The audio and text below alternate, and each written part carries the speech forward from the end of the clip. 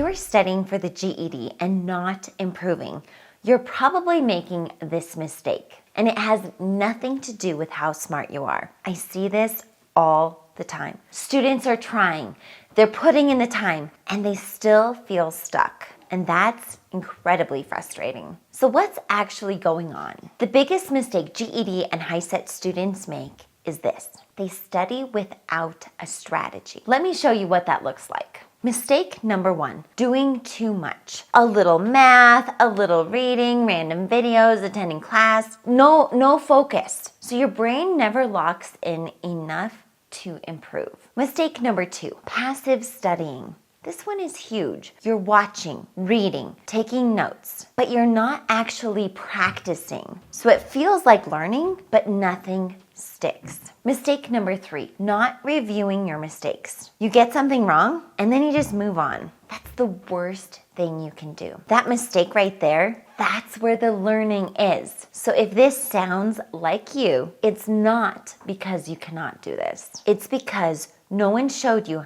how to study the right way. And that's fixable. So here's what I want you to do instead. Step number 1, pick one subject. Step 2, practice real questions, not just watching videos. Step 3, when you get something wrong, stop. Figure out why. That's how you actually improve. You don't need to work harder. You need to work smarter. And if you're thinking, okay, I need that structure, you're not alone. Because the best thing you can do is connect with your local adult education program. They'll give you a teacher, a plan, and support. And a lot of programs are starting to use resources like Purely Persistent Academy to give students the structure and daily practice. So if your program has access to that, use it. You can pass your GED and your HiSET. You just need the right approach. So make sure you believe in yourself just like I believe in you. And my friend, you've got this. Peace